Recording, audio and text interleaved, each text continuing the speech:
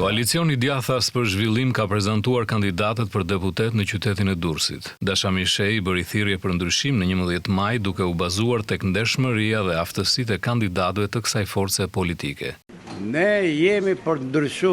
Ndryshimi i vërtet është që votojnë numrin 9, votojnë njerëz që mendojnë ndryshe në qoftë se duan ndryshim.